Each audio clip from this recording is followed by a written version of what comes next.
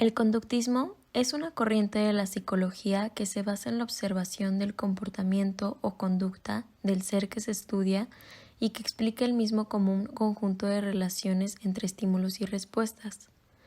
Skinner, uno de los filósofos más presentes en el conductismo, nos hacía mención de lo siguiente: el conductismo no es la ciencia del comportamiento humano, sino que es la filosofía de esa ciencia.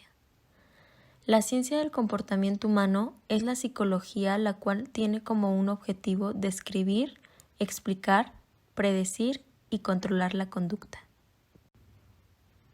Describir detalla y explica las características de la conducta. Explicar formula las hipótesis a partir de las relaciones entre los datos. Por decir un ejemplo, cuando se siente feliz, da muchos saltos y giros al mismo tiempo. Predecir anticipa lo que ocurrirá. Controlar puede modificar la conducta. Es de gran importancia que tengamos conocimiento acerca de los conceptos principales del conductismo, los cuales son los siguientes. En primer lugar está la respuesta. Es cualquier conducta de un organismo que surge como reacción a un estímulo. En segundo lugar está el estímulo. Este término se refiere a cualquier señal, información o evento que produce una reacción, es decir, la respuesta de un organismo. En tercer lugar está el condicionamiento. Es un tipo de aprendizaje derivado de la asociación entre estímulos y respuestas. Cuarto lugar, el castigo. Es cualquier consecuencia de una conducta que disminuye la probabilidad de que vuelva a darse. Y por último tenemos el refuerzo, que es lo opuesto al castigo. Un refuerzo es cualquier consecuencia de una conducta que aumenta la probabilidad de que ésta vuelva a darse.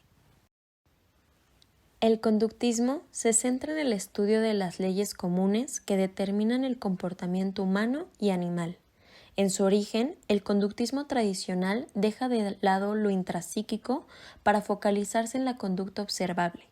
Por lo tanto, con esto decimos que tiene como prioridad lo objetivo por encima de lo subjetivo.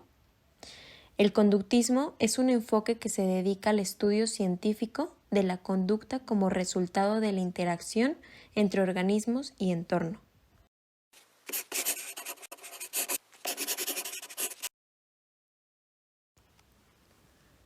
No fue hasta 1913 que el conductismo surge como una teoría psicológica, cuando Watson publica el Manifiesto Conductista, que propone una manera de estudiar el comportamiento apoyándose de los estudios de Pavlov y Thorndike.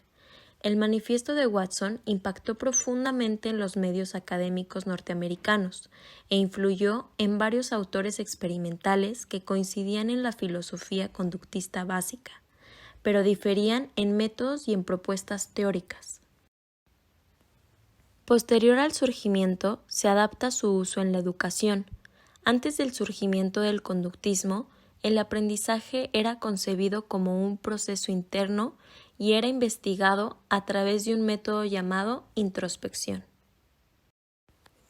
Watson se oponía al método introspectivo que la psicología empleaba tradicionalmente, porque suponía una mirada hacia el interior, donde el observador se identificaba con el objeto observado.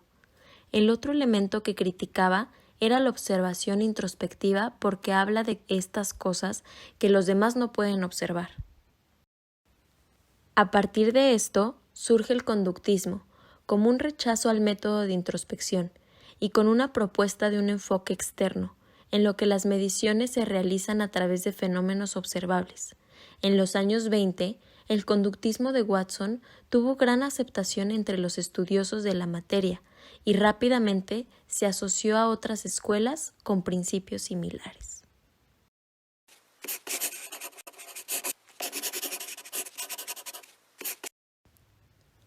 El conductismo se sustenta principalmente en dos formas de aprendizaje o condicionamiento.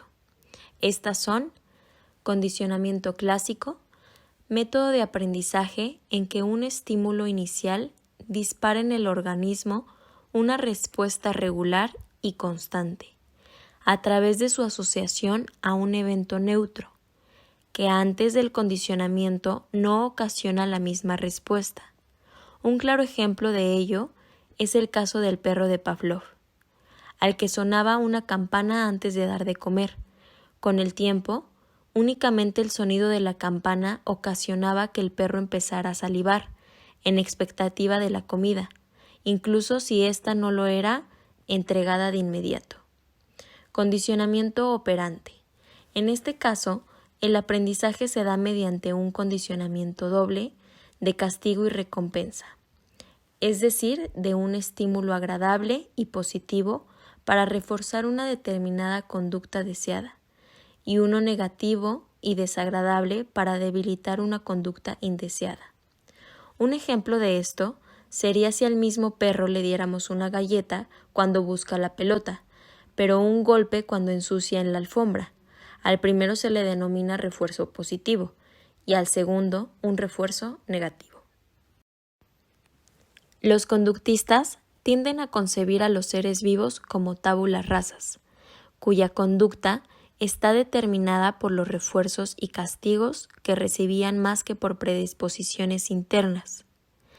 En la imagen podemos ver una breve explicación acerca de lo que son los refuerzos y los castigos.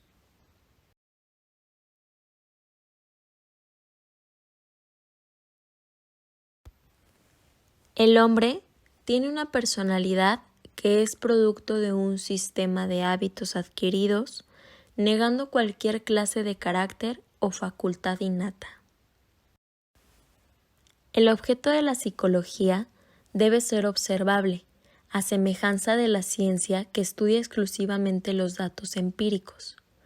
Los estados de conciencia o mentales no pueden ser considerados como objetos de estudio científico. Esto debido a que no poseen las características objetivas necesarias. En la observación de una conducta podemos aislar dos elementos: los estímulos ambientales que accionan sobre el organismo y la respuesta que él mismo emite. Estos son observables, cuantificables y pueden utilizarse en estudios científicos. La conducta incluye todas las reacciones corporales mensurables, aunque no puedan ser observables a simple vista, en el sentido científico del término. Las investigaciones psicológicas deben descubrir las leyes de la conducta, tanto sean de origen genético o resultados de aprendizajes individuales. La conducta cristaliza en los hábitos los que permiten al individuo una mejor adaptación al ambiente. La conducta es modificable, por lo que la psicología buscará las técnicas que permitan la modificación de la conducta para aplicarlas en la psicoterapia. El lugar ideal para la experimentación es un laboratorio. El conductismo se centró en el estudio de los hechos, considerando que de un estímulo sigue necesariamente una respuesta. El conductismo resolvió el problema de mente y cuerpo ignorando a la mente por completo. Su actividad es determinista, su actitud profundamente científica es mecanicista. Su aporte consistió en dar mayor lugar al realismo frente al idealismo que predominaba en su tiempo. El aporte conductista en materia de educación se centra en el que el aprendizaje es una forma de modificar la conducta. El conductismo se centra en la conducta observable, cómo controlarla y cómo predecir a ésta. Su principal característica es conseguir un comportamiento del alumno determinado, buscando así siempre el adecuado.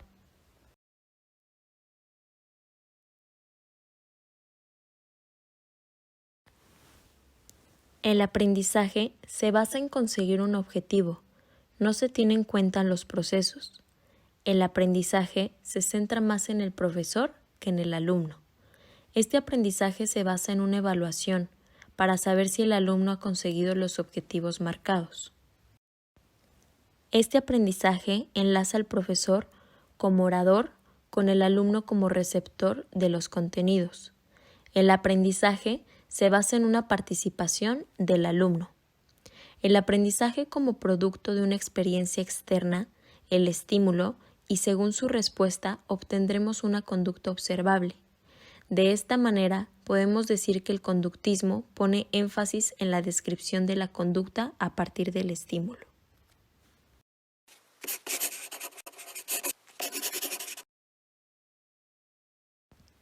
Como todo, hay ventajas y desventajas. En este caso, las ventajas son el solo hecho de ayudar al conocimiento del entorno es sumamente práctico.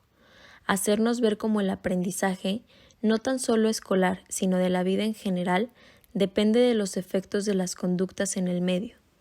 Estimula o motiva al estudiante hacia su aprendizaje. Moldea la conducta o la cambia. Cuando es una conducta indeseada, la sustituye por una deseada a través de ciertos refuerzos aplicados al alumno. El alumno se siente en confianza en el salón de clases, ya que el profesor le da la importancia. Modifica el comportamiento dando oportunidad de un refuerzo. En el caso de las desventajas, el conductismo fue incapaz de explicar ciertas conductas sociales. Por ejemplo, los niños no imitan todas las conductas que han sido reforzadas. Es más, ellos pueden desarrollar nuevos patrones de conducta días o semanas después de su observación sin que éstas hubieran recibido ningún esfuerzo. Debido a esto, varios investigadores han considerado que el conductismo presenta varias desventajas. El intento de predecir, controlar la conducta de forma empírica y experimental. La enseñanza se plantea como un programa de contingencias de refuerzos que modifiquen la conducta del alumno. Condiciona al alumno a realizar actividades previamente definidas. Es un paradigma que aún sigue presente en la enseñanza-aprendizaje. Muchas veces se prepara al alumno para un mundo inexistente, ya que en la vida real se da cuenta que sus comportamientos negativos simplemente son ignorados. Algunas veces no es muy bueno que un alumno actúe solo esperando recibir algo a cambio, porque esto daña su aprendizaje, ya que después pensará que todos deben darle algo a cambio de su buena conducta.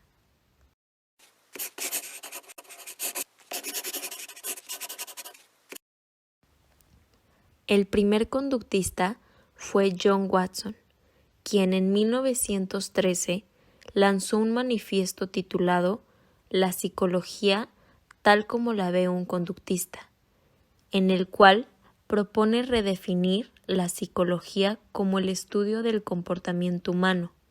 Esto tuvo opiniones negativas de algunos de los psicólogos de aquel entonces, puesto que ellos consideraban que estaban estudiando procesos mentales en un mundo de conciencia. Como segundo representante del conductismo, tenemos a Iván Pavlov, quien publicó sus famosos estudios de condicionamiento con perros sobre la misma época que Watson, y en aquel entonces solo se conocía la respuesta y respuesta condicionada. Pero, ¿qué es la respuesta y la respuesta condicionada? Tomemos como ejemplo el experimento de Pavlov. Se presentaba la comida a los perros y salivaban como una respuesta natural. Luego, se presentaba la comida como un estímulo acústico, es decir, la famosa campana. Entonces, al repetir esto unas cuantas veces, los perros terminaban por salivar solamente con la presencia del estímulo acústico. Por lo tanto, el estímulo acústico es una respuesta condicionada.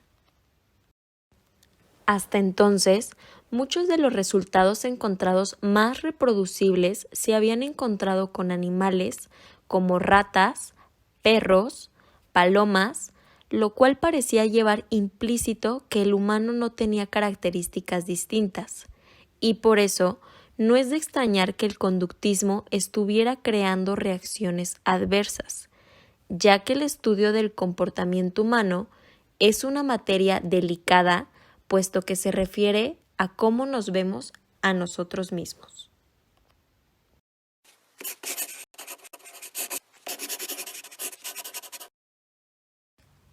Algunas aportaciones que ha dejado el conductismo para la psicología han sido las siguientes. Importancia en el desarrollo y tratamiento de algunas patologías como fobia, ansiedad, entre otras. Gran influencia en el método científico en psicología. Generación de hábitos de conducta, esto mediante el refuerzo al ayudar a desarrollar el condicionamiento instrumental. Aquí podemos observar algunos ejemplos del tratamiento de algunas patologías y la generación de hábitos de conducta. Potenciador de la generalización de los aprendizajes, ayudó a comprender los procesos de aprendizaje asociativo. Aquí tenemos algunos ejemplos de cómo se generan los aprendizajes y también una breve explicación de lo que es el aprendizaje asociativo.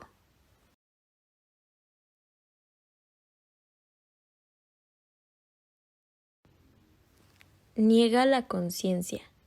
Toda conducta se compone de respuestas objetivamente analizables. La conducta siempre se compone de movimientos musculares, secreciones musculares y secreciones glandulares, es decir, que puede ser entendida como procesos físicos y químicos.